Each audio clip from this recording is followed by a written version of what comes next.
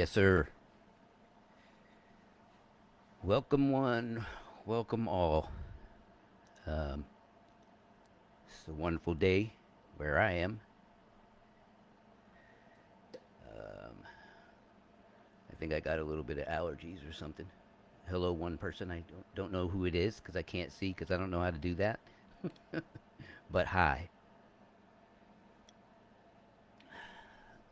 If anybody who is watching knows how to that I can see who actually is signing on during these things, because I know the last time there was like 100 and something people, but I can't see who they are. Um, so if anybody can type that to me, that would be so freaking awesome. Um, Happy Father's Day. This is we we celebrated Mom's Day first in the year because they're just so much more awesome than we are. Moms are great and superheroes. Um, but hello, second person. Again, if anybody knows how to let me know who's on with me, that would be awesome because I don't know how to do it. I'm just new to this stuff. But again, happy Father's Day to all the fathers. Happy Father's Day to all the single fathers. I happen to have one close to me in the family who is a single father, raised an amazing son on his own, as women have done throughout the centuries. Hello, five people now. I love you guys. Um, but this is definitely a day that I hope you guys have been celebrating your fathers. And to those fathers who have passed and gone to heaven, we know that they're up there in a comfy place with Jesus. So that's awesome. But my heart goes out to you if you're having to experience this Father's Day um, without your father being present. So, um, but again, so happy Father's Day. Um, this live thing today is really going to be more of a I'll call it a family conversation, uh, and I'm going to post this on YouTube as soon as I'm done. Uh,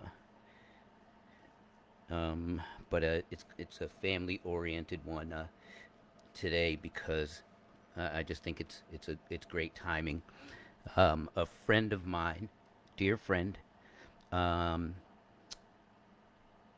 named Megan, she um, sent me a link to uh, very very important um, a very important um, I think it's NBC, I believe, and she sent me a link to uh, a thing about Juneteenth. Um, um, and Smunchkin, if you're watching, I know that my baby girl, my sweetheart, I know that you tried to call me earlier. Unfortunately, I was not able to get to the phone. I had a couple of difficulties. Uh, I had a couple of difficulties this morning. So as I have to do this all the time, but I have to preface that I do have chronic Lyme disease, and so I have amazingly debilitating pain, things that I go through, and I have to. It takes me sometimes almost 2 hours to get my body ready to go and try to be active. But again, happy Father's Day. I'm going to say that about a million times. And happy Father's Day to me, too, as well. My Smunchkin just texted me, so I'm going to see if I can multitask and text her back how much I love her. She has made me, I feel like that she has made me into such a better man. My Smunchkin, Natalia Allegra Morant. She's amazing. Um, so to move forward, again, here I go. Happy Father's Day. So if there's any fathers watching, any fathers nearby, again, happy Father's Day. If you're experiencing this Father's Day without your father, then my heart goes out to you, and I pray that that you guys have Hi, Natalia, Allegra, Papa loves you. Okay, but my heart goes out to you, and I pray that you're at peace with your Father, um, looking down at you from heaven. That would be awesome. So let me begin. Again, I said this is going to be a family-oriented experience today. Hi, Michelle. How are you? Oh, now, oh, she just left. Michelle, you said there was three people watching. Okay, and then bye. I'm not. Um, how? Maybe Natalia. Maybe you can tell me how this works. How do I get to see everybody who's tuning in? Do I have to do something special, or does it? I can only see you if you're texting me. You can let me know that one. All right. So, anyways, so this is a family-oriented one today, um, because I felt being Father's Day, um, it should be, you know, something more family-oriented, and not as tense as the couple previous ones. So, um, one of the things that I wanted to say that this is very serious for dads because as fathers, um, uh, there's always this thing, especially in the black community, where people think that all the fathers are absent, um, and that's not the case. Um, I know a smillion fathers that are there doing what they need to and should do as superhero dads. But I wanted to address another side of it, another angle, um, and that is how we. And I guess this is for dads and moms. Um, how are we getting the message to our children about the things that are going on today, which means the things that have been going on for many, many, many, many years in regards to race relationship. How do you say that? Relationally, yeah. How are we doing that? Are we being the parents, the dads, the moms that we just say we're gonna shelter our kids or hide our kids from that? Are we the parent that says, I don't see color. I don't see, I don't. We're just all people, high and high. Um, I don't see color. Are we giving our children that message, or are we taking the time to express to them what actually exists in society? Because what I know, just as how you know, is that you know, uh, if they don't learn it from us, as the parents, as the leaders, first and foremost in their lives, if they don't learn it from us, who are they going to learn it from? They're going to go to school, and somebody's going to teach them, and it just might not be the message that you wanted them to have. Um, you know, you know how I know that even I did this, and I think my daughter's mom did this as well. Is that um, when your kids are starting to get older and they want to experiment with a taste of beer or a taste of wine or whatever that's around the house, and you reason within yourself and you say, you know what, I'd rather them do it at home and around me where they can be safe and protected and not get into any yuckiness out in the street.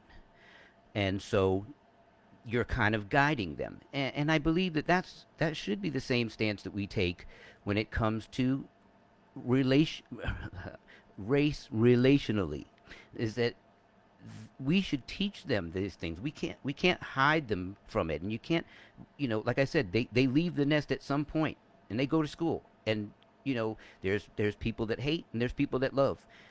And they're going to get both messages, and one's going to sound better to them. Wouldn't you want to be the parent that has that better message that you want to be instilled in them?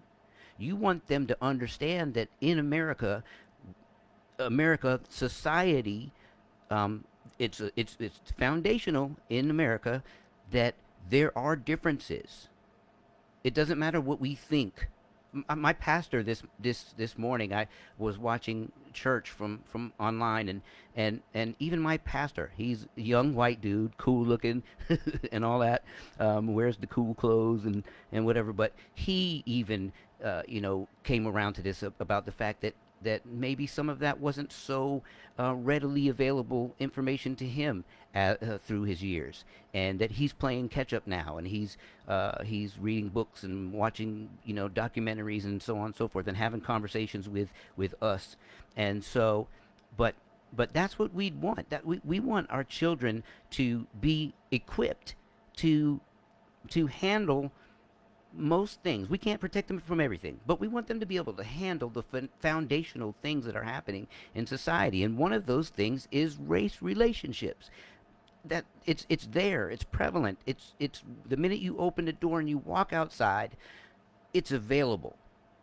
And if you want your kids to really be loving and pure, well then give them the guidance, give them all the nuts, give them all the foundation. They have to understand that, for example, that there was slavery. They have to understand that at when were they free? When were they actually free? When was the Emancipation Proclamation, and what's the difference? 2.5 years before the actual final freedom, quote unquote. Um, and then how things progress through society. And if you, as parents, moms and dads, don't know all the things, you got to search it out. I'm telling you, I've experienced it. I lived it. I lived the life of the uh, police pulling you over for nothing, and the being in a certain environment that might be primarily a Caucasian white, and looked at as what are you, and all that stuff. And so uh, I've experienced it, and it was an early age. It was early in elementary school and middle school. Luckily, um, our parents gave us. My mom's white and my dad's black, and so they gave us plenty of info. I mean, lots of information, so that we, we got to experience as well.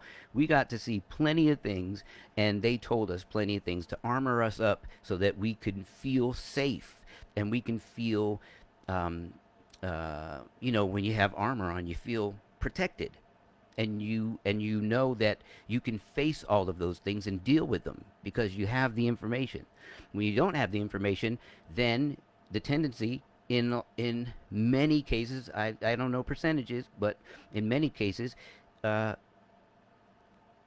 kids can. It's so easy to flip to the being bad, being good, being nice, being not nice, being loving, being hateful, whatever is out there that's more attractive to a kid who does not have the information already inside, who has heard the information, who has been told as they've been growing. That's the person that's going to usually not choose the bad side, or the hating side, or the mean side. And excuse me, I got to drink some water.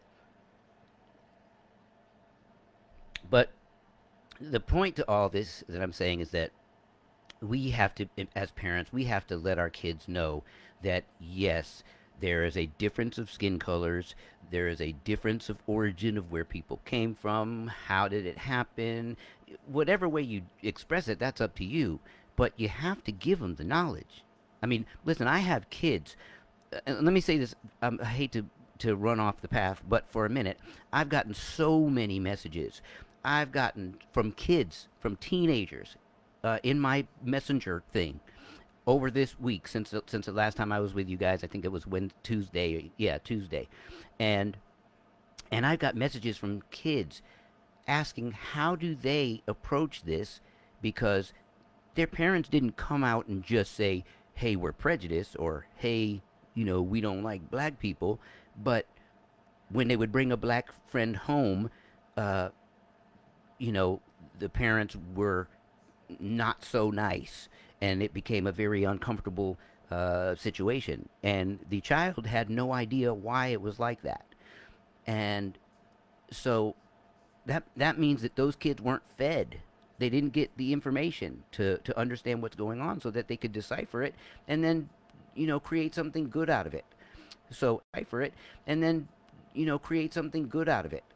So, and like I said, this has been plenty of kids, guys and girls, who have written in. Awesome. Thank you so much for the conversation. I watched my Smunchkin, my daughter, this week, uh, go online and have a conversation with one of the guys who started sending some messages, and they weren't so positive, but still, that's what this whole platform is about. It's about whatever you believe in, whatever you feel when it comes to race relationship. Whatever you feel, I want you to express that so that we can all talk to you. My prayer is that at some point, uh, I have almost 5,000 friends on Facebook. Uh, Obviously, I don't think I know 5,000 people, but somehow I have 5,000 friends on Facebook. I love you all. Um, but one day I hope that I can have a majority of those people, those 5,000 tuning in and having this conversation. And again, all of you that are watching, whether you're watching it now or you watch it later when it's up on YouTube or later on Facebook or Instagram link or whatever, then maybe you'll go back watch it and then you'll talk to your friends. And let's see, my video has just went out on me for some reason. So I'm going to keep talking. I guess now I am on a podcast. Oh my gosh. That is crazy. I don't know how to fix it or anything. So just, but like I said, so, you know, I appreciate everybody that's taking part in this conversation. And through this conversation, we are going to hopefully be part of changing this world. Um, so where, it's more about love. And maybe when my when my daughter has children, and then her children have children, and then the next children have children, and maybe about 4 or 5 generations down the road, maybe they won't have to have these conversations anymore. Maybe at that point, it will be where you can really say, I don't see color, and it actually means something. Because now we can't say that. There's no way that you can, with everything that's going on in this world, even if you did it before, at this point, today, uh, there's no way that you can confidently say that everything is going to be rosy and cheap and peachy when it comes to relationships, and racial relationships, friends, coworkers, whatever, and everything's going to be fine, and my children will be fine, and it'll whatever. There's no way you can say that uh, right now by just saying and justifying saying I don't see color. It's impossible to do now. There's no. If you have a way, please write that into me because I don't know it. I'm a black man, and I've never seen a way that I can say I don't see color, and everybody, even if you don't say it with words, or even if you're not a person that is maybe mean, nasty, prejudiced, or whatever, even if that's the case, you know, it is there are bodily expressions, mannerisms, things that you do that you might not invite, you know, the next guy to that might be black, or there, there's various ways. We feel it when we walk into a room. We feel it when we're at the party. We feel it when we're in the store when people are watching over our shoulders. We feel it every time we drive and we have to say about 12 prayers and tap the ceiling and everything else before you start driving on a road trip, because every car that comes by that looks like it's an unmarked police car you're about to get pulled over.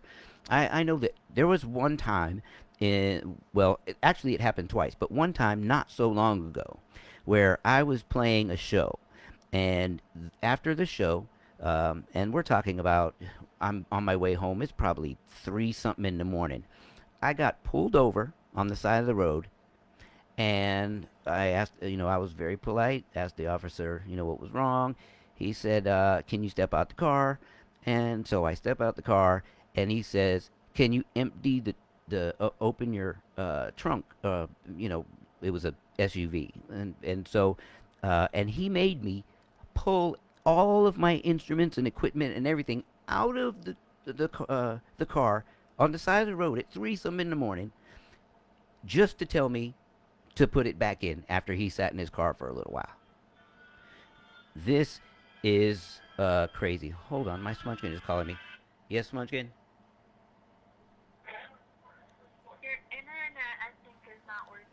Okay, so you can't hear me anymore either, because I think I'm. It looks like you can hear me, but I can't. But my video went out because it still says you can't hear it either. Okay, all right. I'm gonna cut it off then. I love you.